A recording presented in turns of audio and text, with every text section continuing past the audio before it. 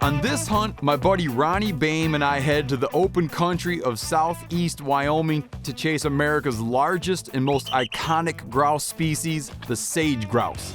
These birds are as big as barnyard chickens, taste like venison tenderloin, and fly with the elegance of a B-52. Obvious title of this episode is going to be Needle in a Haystack. But first, you better be ready for a hike. Killing me, Steve. Whew. Killing me. I'm Steven Rinella. To me, hunting isn't only about the pursuit of an animal. It's about who we are and what we're made of. I live to hunt and hunt to live. I am a meat eater.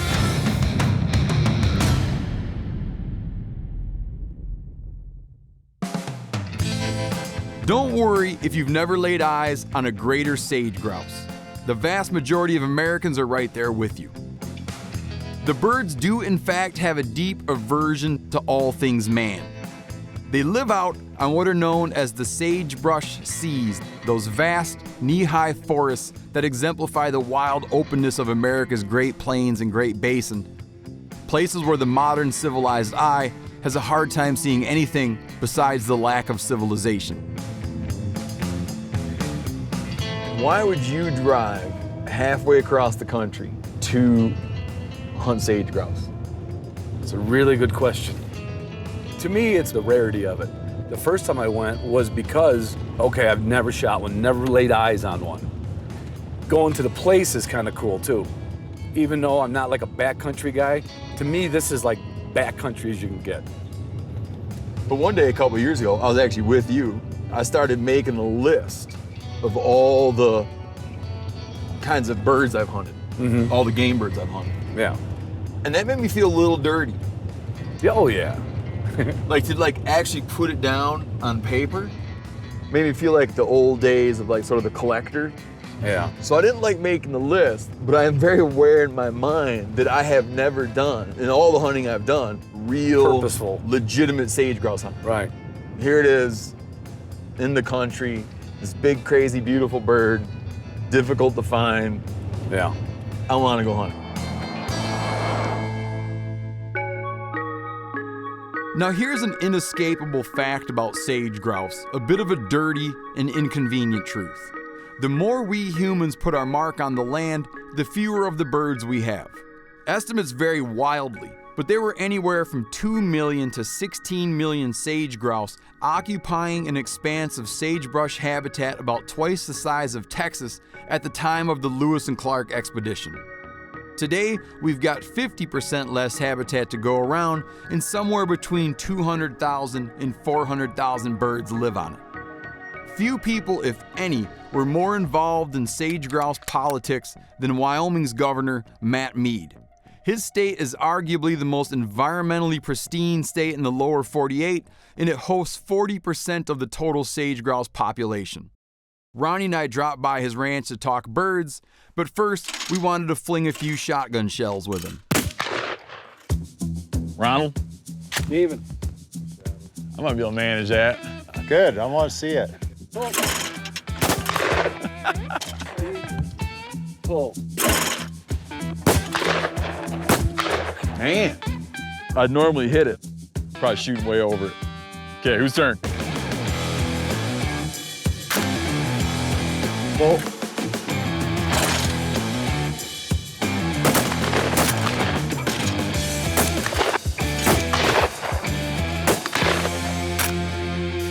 All right, who's up?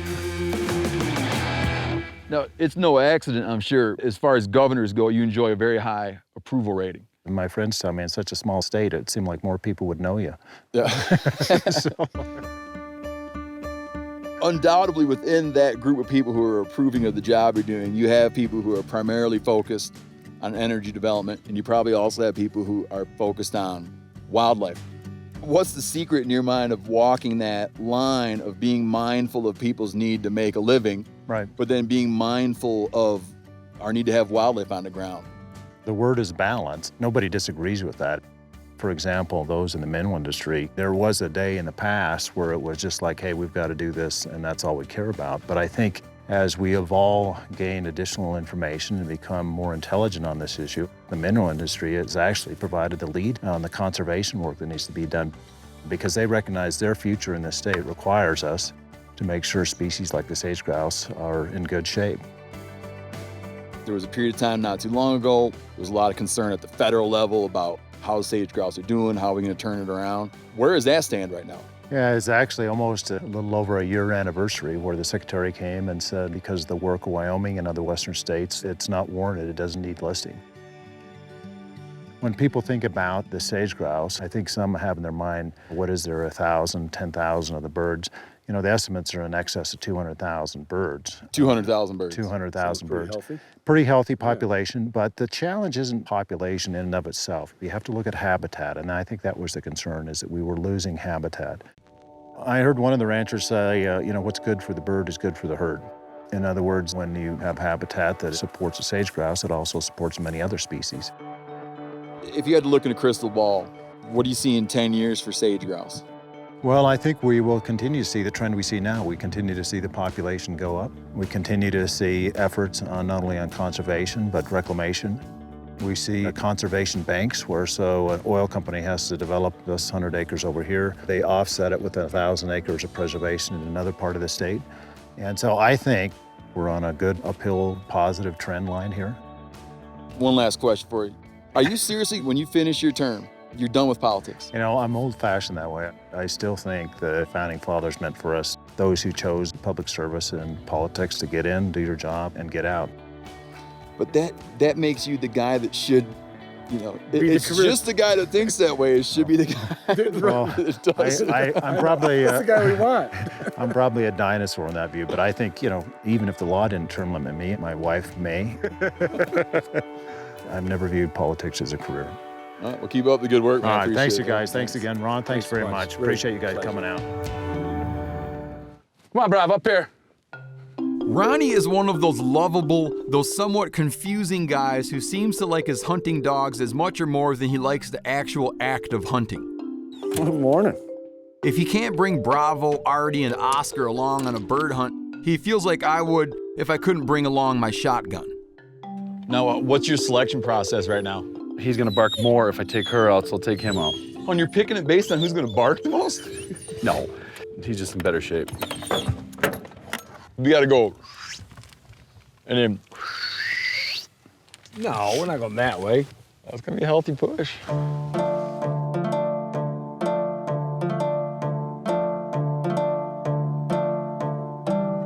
At first glance, the sagebrush sea is a monotony, an understory of grasses and forbs capped by a miniature knee-high forest of sage. We walked down that one. Did we? That's the one we walked down. Oh, okay. Yeah, you're right. The key to hunting this stuff is looking through the monotony to see those subtle differences that might steer you to that 5% of the area that actually holds birds. Let's find an area with birds. They're here. We just don't know what we're doing. Can't believe this thing ain't got birds in it. Eventually, I do catch a flash of movement, and I figure that just because you're thinking about chocolate ice cream doesn't mean you can't have a little vanilla. What was it? Jack. Did you get it? Yeah. I don't want it. Dude, if you've had Hank Shaw's Sardinian hair stew, you'd be wanting that rabbit. Well, you might be right, but I don't. Here, I'll put it in your bag. Don't shoot a bunch of them. You ain't got no more room. You'll be tying them around your neck. When hunting locations you're not familiar with, local intel can be invaluable. So we've come to a spot where my buddy Dave, a local hunter, has seen a lot of grouse over the years. My buddy who does this a lot described this area. Says it's worth checking out. If I were a sage grouse, this is right where I'd be. Warming up in the sun, tall cover, water a couple 100 yards away. Where's the sage grouse, Steve? You got any other friends named Dave? Yeah, I've always had great luck with Dave. Dave McKay, Dave Amick. The only Dave I don't like is your friend Dave. Boy, has this dude got that many fleas on him? Are you getting bugs in your head? Yeah, I'm getting fleas off this rabbit real bad. I thought I just had one under my hat rim. Yeah, as soon as I saw you itch your head, and I was itching the corner of my head, like something feels like it's tickling my hairline. Yeah, he must be just really crawling. What are you gonna do, skin it? Yeah, I'm gonna have to get the hide off him. I feel like he's got bad fleas still. Now I got the heebie-jeebies and my neck. This dude is crawling. You'll hear people often say not to hunt rabbits or hares till you had a couple frosts.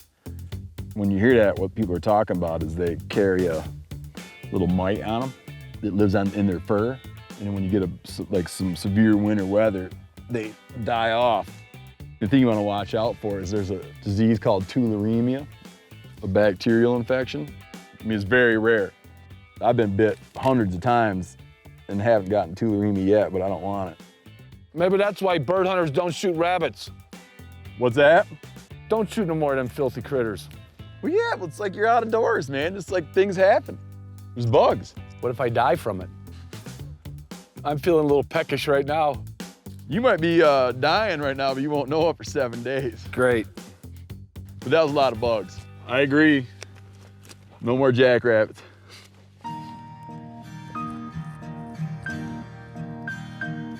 I just feel now like, based on what we're hearing, we haven't been doing the best thing today. Doesn't matter. We've been up on hills, we've been everywhere.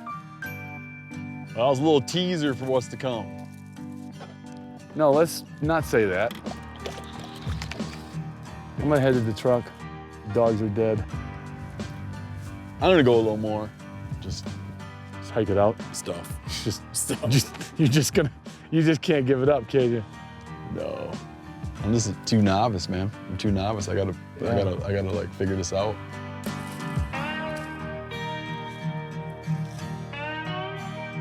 When you're hunting a lot of kind of game birds, there's always these little easily identifiable things you're trying to find. And you know, you find the birds there.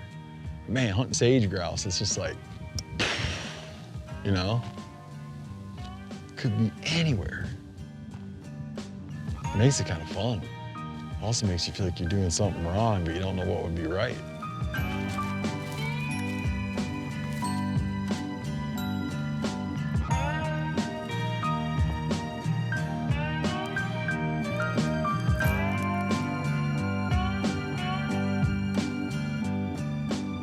The sagebrush sea can seem kind of like empty and uninteresting, and then all of a sudden it's very full and beautiful.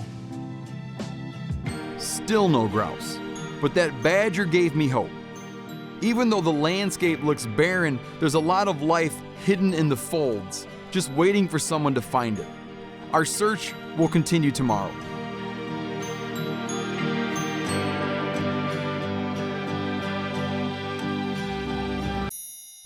Our second day of sage grouse hunting has me and Ronny up early and with different ideas on how the day ought to go. Everything I read last night said go by water in the morning. But we're surrounded by water. Is this getting us to water, though? Okay, I want to establish something. I spoke with a man who was born and raised here and who's been hunting sage grouse his entire life. Are we talking about Dave from yesterday? Yes. Oh, okay. That man explained to me this is a good place to take a look at first light. Right. I don't know what more to say beside that. This is his Idea. lifelong hunting spot. This is what he does. Okay? He hunts this road Now, in the morning. you can go on and read up on all kinds of armchair expert gun writers, Or you go with Dave. or we just, the man we know who's been hunting the area successfully for his whole life. Man, you're getting touchy in your old age. You're touchy already and you're only 40. And then eventually, thankfully, comes day 3. Oh, there's a ton of them. And just like that, there they are. I almost can't believe it. Why don't you go all the way around? I'll just stay down low here. I follow the birds into the thick of the sage. I can't see them, but I know they're in there. Now it's just an old school flush hunt.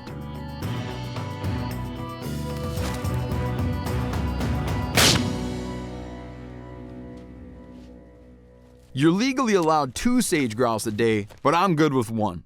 If this bird has taught our society anything, it's the value of restraint. This bird's so frustrating. If you don't walk within a dog's nose of it, you ain't getting them. I'll find my dog. Is that him over there? What's he doing? I can't tell. Oscar! Something dead would smell that far that long, but a birdie wouldn't smell that long. There it is, right there. Son of a bitch. God blast it all. I didn't go down to my dog. That was my fault. Well, that was my opportunity. As the old saying goes, trust your dog. It's ironic that after pushing so hard to use his dogs, Ronny ends up not trusting them, and he pays the price. Well, that's Steve coming on a pretty straight line, so I'm assuming he got a bird. Looks like he's got a baby turkey. Oh, you got a boomer. That's a mature bird. That's cool, huh? Very cool. My friend Kevin Murphy, world's greatest small game hunter, gave me this small game clip. And he said, as long as I carry it, people will know I'm a serious squirrel hunter. Let's see if it works for that. Oh yeah, works for sage grouse. Are we gonna keep going or go to the truck? Let's keep going. Hey, there's good sage up here. This might be where they went. What makes you think the birds went that way? Because we just watched one go. But when you shot, we saw 3 land basically on this ridge. I mean, it's your call, man. Yeah, you got I mean, it. I'll tell you what I would do, but then I'm not like, Yeah, because you already got a bird in your bag. well, if that was the case, then I'd say like, yeah, let's go to the truck. As far as I'm concerned, I blew my bird already. Okay, I'm hoping for a straggler up there. Bird! Oh. Get him! Yeah! Ron Boehme was right. All I've been doing is talking about how stupid you are, Ron, in my head. Hey, Rob, hey, you can't see. Out. Thank you for the pickup anyway. Man, I'm telling you what, I was walking along mumbling to myself about how I thought you made the wrong move. You didn't care too much. I don't want to chase a bird that I have no idea where it landed. No, listen, when I'm wrong, I'm wrong. No. When I'm wrong, I'm wrong. I wasn't rooting against you, I just thought you were making the wrong move. Well, yeah, I know. I wouldn't think you're rooting against me. I always think everything's better farther away I know from the you truck. do. I know you do. And I gravitate where? To the truck. I don't have a big bobby pin to carry mine on like you do. You don't have a Kevin Murphy pin? Nope. I just didn't want mine to get muffed up. I want to kind of admire him for a while. Yeah, I understand. Because nothing looks worse than a bird coming out of a game vest. Kind of like a good-looking girl, but she wakes up in the morning and her hair just makes her look like a fright wig. That's what the bird looks like. I don't have any experience with that. You never remember that? You had a bunch of I wake up to the most beautiful woman on the planet every morning, Ron. I was kind of thinking about. And she always looks beautiful to me. I was thinking about Always. 20 years looks ago. Extremely beautiful When to you me, no worked matter for what me. happened. Oh, back then, yeah. back when you worked for me. Try to step back in time. Come on, Bravo. Our sage grouse hunt is over, and man, what a success. One bird is plenty big enough for 2 people, so we're gonna save another for the freezer. I usually like keep the skin on game birds, but for what I'm doing right here, I'm just gonna brine these breast fillets and grill them. There's one sage grouse breast fillet. And you know when you see packages say chicken tenders? That's the tender. This right here is just a very simple brine, nothing but sugar, salt, water. Lay him in there.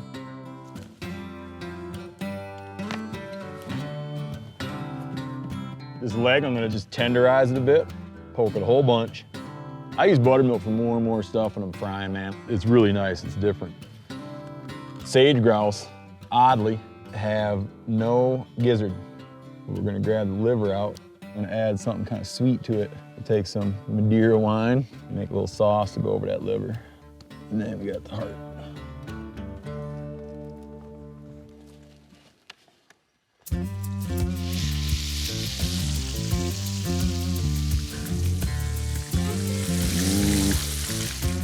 What's going on there, Steve? You put some wine in? Madeira and bacon grease.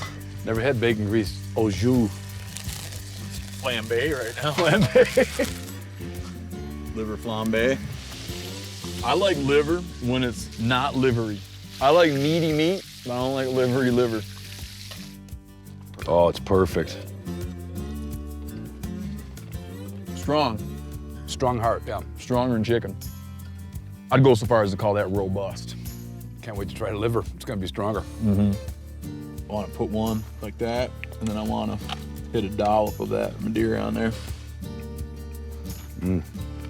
That's good. Strong liver, I told you. This is man's liver. It's like if this sage-grouse was like an old drinker and you ate his liver. All right, I'm ready for a second course.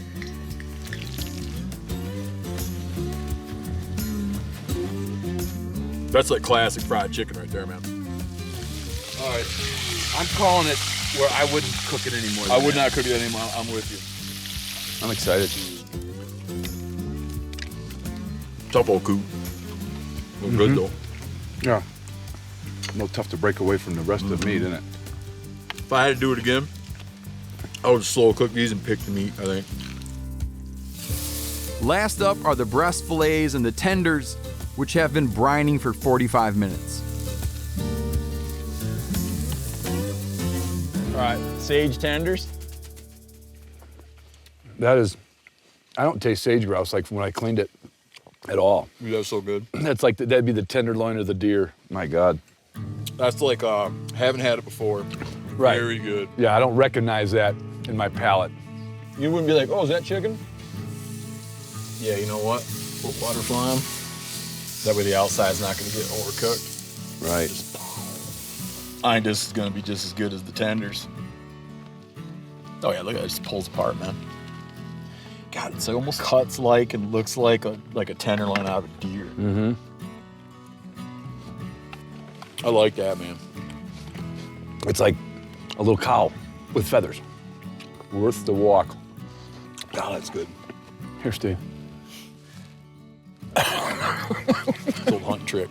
Old hunting trick, old hunting buddies. Here's to you, buddy. Cheers. Nice job.